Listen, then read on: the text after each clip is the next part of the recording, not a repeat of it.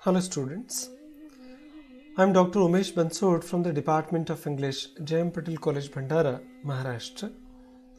Today we will discuss about comprehension. Comprehension क्या होते हैं, किस प्रकार से हमें इन्हें एग्जामिनेशन में अटेम्प्ट करना है, कौन कौन से लेवल पर इस प्रकार की एक्सरसाइज आ सकती है और किस प्रकार से हमें इसे अटेम्प्ट करना है, ऐसे बहुत सारी चीज़ों के बारे में आज हम डिस्कस करेंगे. Comprehension, unseen passages, seen passages, ऐसे बहुत सारे एक्सरसाइज को आपने अभी तक सॉल्व किया है, पर आपने किस लॉजिक से, किस तर्क के आधार पर कॉम्प्रहेंशन को समझने की कोशिश की है, कौन कौन सी चीज़ें हैं जो आपको कॉम्प्रहेंशन को समझने में आसानी से मदद करने वाली है, ऐसे बहुत सारी चीज़ों को आज हम डिस्कस करेंगे. कॉम्प्रहेंशन, अनसीन पैसेजेस, ये सिर्फ आपके graduation, university, post graduation exam का सिर्फ हिस्सा नहीं है, बल्कि एसएसबी के एग्ज़ाम से या फिर स्टाफ सिलेक्शन है, एमपीएससी के एग्ज़ाम है, यूपीएससी के एग्ज़ाम से, ऐसे अलग अलग एग्ज़ाम का एक अहम हिस्सा होता है कॉम्प्रहेंशन. तो अलग अलग लेवल पर, अलग अलग एग्जामिनेशन में जब आप ऐसे अनसीन पैसेजेस को सॉल्व करेंगे तो किन बातों का ध्यान रखना है, ऐसे इम्पॉर्टेंट बातों के लिए आज हम चर्चा करेंगे. Let's talk what is mean by comprehension. Unseen passages in the examination of BA, BSc can be asked at various level for different marks. BA, BSc के अलग अलग एग्जामिनेशन में 8 मार्क्स के लिए, 10 मार्क्स के लिए अलग अलग तरीके से ये सवाल पूछे जाते हैं, पर अलग अलग परेशानियां हैं कॉम्प्रहेंशन को सॉल्व करते समय. इन्हें किस प्रकार से हमें सॉल्व करना है और किस प्रकार की कठिनाइयाँ आ सकती है, इसके बारे में जो आज हम चर्चा करेंगे. आज पहले समझने की कोशिश करते हैं कि कॉम्प्रहेंशन का मकसद क्या होता है, सिलेबस फ्रेम करने वाले या एग्जामिनर क्या जानना चाहते हैं और किस प्रकार का नॉलेज आपका चेक किया जाता है. कॉम्प्रहेंशन का मतलब एक आसान मतलब होता है समझना, अंडरस्टैंड करना. आप उस पैसेज को कितना समझते हैं पढ़ने के बाद में वो देखा जाता है. ग्रास्पिंग भी एक दूसरा मीनिंग है. तीसरा इसका मीनिंग होता है कि gaining knowledge and how you can conceptualise this all things all together.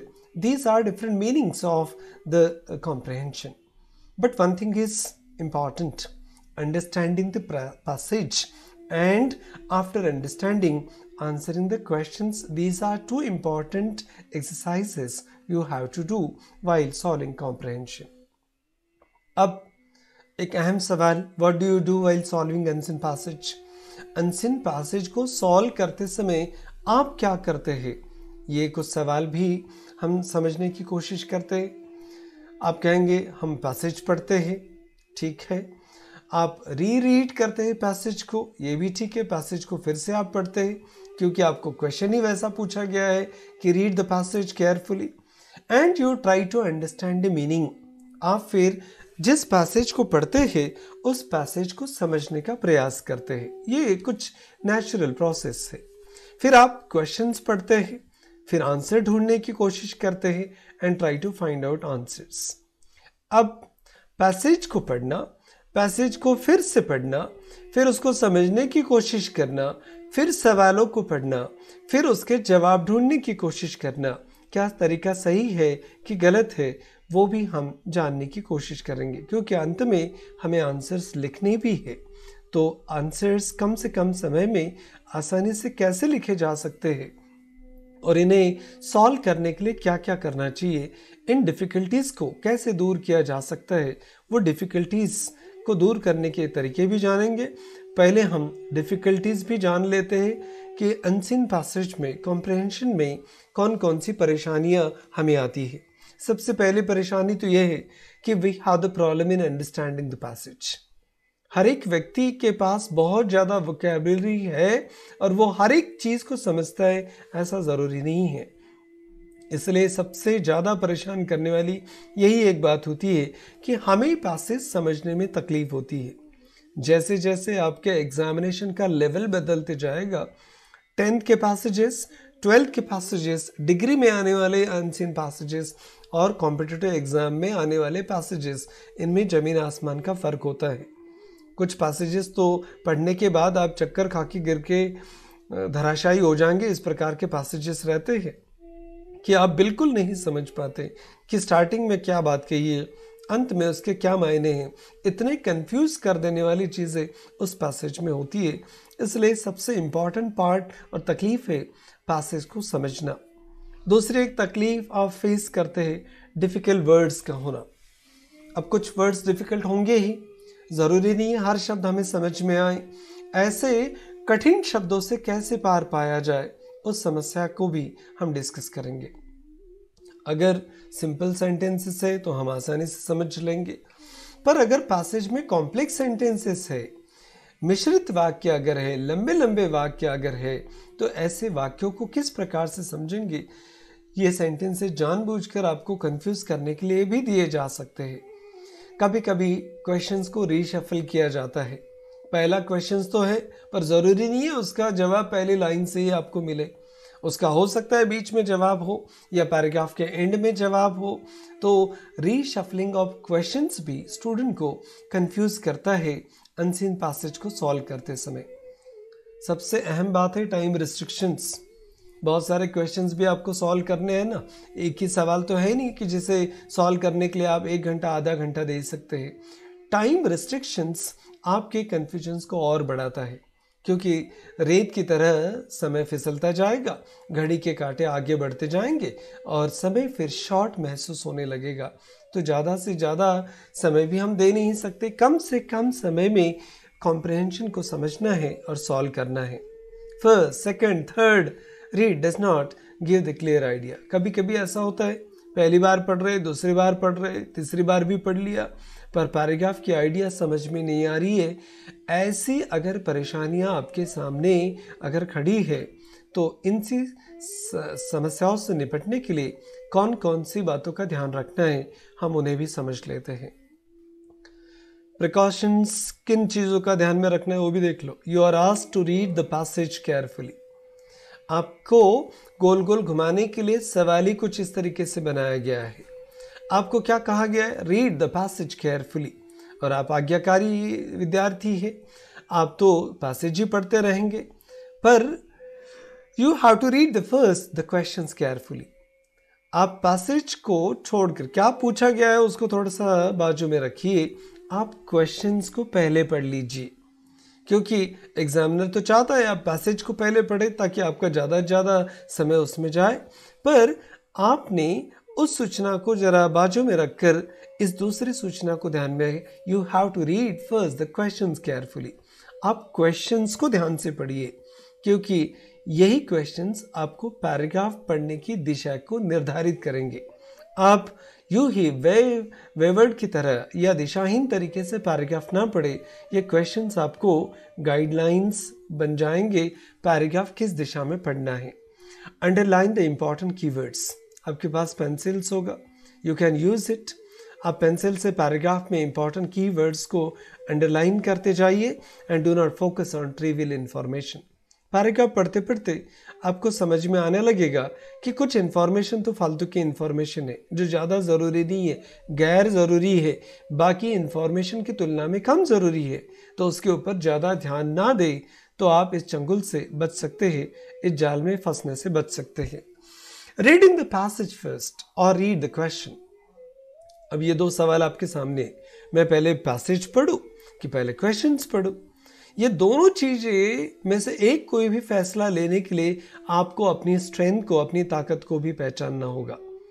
सिर्फ पैराग्राफ पढ़ते रहेंगे तो बाद में क्वेश्चंस पढ़ेंगे तो आपका सफ़र शायद उल्टा हो सकता है, इसलिए क्वेश्चंस को पढ़ना ज़्यादा फायदे की बात होगी। Do not spend time on concepts that you can not understand. हमने पहले ही कहा कुछ कुछ फ्रेजेस, कुछ वर्ड्स बहुत डिफिकल्ट हो सकते हैं पैसेज में। अब जो कॉन्सेप्ट समझ में ही नहीं आ रही है वो आप कितना भी बार पढ़ेंगे तो भी समझ में नहीं आएगी। इसलिए कुछ कॉन्सेप्ट्स को छोड़ देना ही बेहतर होता है, उसके ऊपर ज़्यादा समय ज़्यादा ध्यान ना दे। Do not think that correct answer should come from the outside of the passage. और एक बात इंपॉर्टेंट है, एक बात तो ध्यान में रख लीजिए कि पैसेज में से जो भी आंसर आपको लिखने हैं, ढूंढने हैं, वो पैसेज के बाहर से नहीं आएंगे। इसलिए पैसेज के बाहर और कुछ ढूंढने की कोशिश ना करें। एलिमिनेट द वर्ड्स और फ्रेजेस। कुछ कुछ फ्रेजेस, कुछ वर्ड्स वहाँ से एलिमिनेट करने की, बात करने की प्रक्रिया शुरू कर दीजिए। कुछ इंपॉर्टेंट फैक्टर्स और ध्यान में रखिए। जब अनसीन पैसेज को हम सॉल्व करने की कोशिश करते हैं तो आज हमने एग्ज़ाम का फॉर्म भर दिया और कल पेपर सॉल्व कर रहे हैं, ये इतनी जल्दबाजी में होने वाली प्रक्रिया नहीं होती। हम सालों से, बरसों से इंग्लिश को पढ़ते आ रहे हैं, ज्ञान को अर्जित कर रहे हैं। इतने सालों के अनुभव के आधार पर हमें उस पैसेज को डील करना है। इसलिए हो सके तो improve your vocabulary. Start reading, पढ़ना शुरू कर दो। इंग्लिश बुक्स पढ़ो, न्यूज़पेपर्स पढ़ो, मैगजीन्स पढ़ो। जहाँ जहाँ से प्रतियोगिता दर्पण या कॉम्पिटिटिव एग्ज़ाम सक्सेस से रिलेटेड जितने भी अलग अलग मैगजीन्स आते हैं उन्हें पढ़िए। इससे एक फ़ायदा होगा, बहुत नए नए वर्ड्स वोकैबुलरी में आपके जुड़ते जाएंगे और भाषा समझना आसान हो जाएगा। दूसरा एक इम्पॉर्टेंट बात आप कर सकते हैं, keep notebook and record your words. जब आप पढ़ते हैं साल भर तो एक कॉपी भी कर लीजिए। कॉपी में अलग अलग नए नए शब्दों को लिख लीजिए और रोज़ उनको पढ़ते जाइए। इस तरीके से नए नए शब्द आपके डिक्शनरी में ऐड होते जाएंगे। Keep target to learn some new words every day. ये तो एक टारगेट आपको रखना ही पड़ेगा। हर रोज़ कोई भी नए शब्द आपके मेमोरी में ऐड होने चाहिए। एक प्रैक्टिस बना लीजिए, आप पाएंगे कि साल के तकरीबन 1000-1200 नए शब्द तो ऐसे एक एक दो दो शब्द भी आपने याद कर लिया तो भी आपकी वोकैबुलरी में 1000 वर्ड्स पर ईयर तकरीबन आना शुरू हो जाएंगी। Use the pen while reading, use eyes, hand and brain. लिखते समय हाथों का इस्तेमाल करें, पढ़ते समय पेन भी चलाइए, अंडरलाइन कीजिए। ब्रेन का भी यूज़ कीजिए, अपनी आंखों का भी इस्तेमाल कीजिए। ये छोटी छोटी चीज़ें आपको एग्जामिनेशन में अनसीन पैसेज समझने में मदद करेंगी।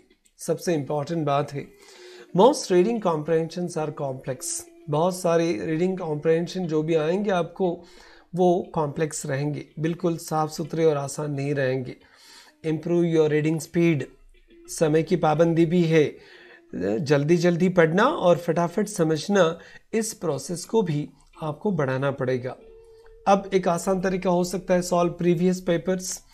पिछले एग्जाम्स के कुछ पेपर्स आप सॉल्व करके भी देखिए।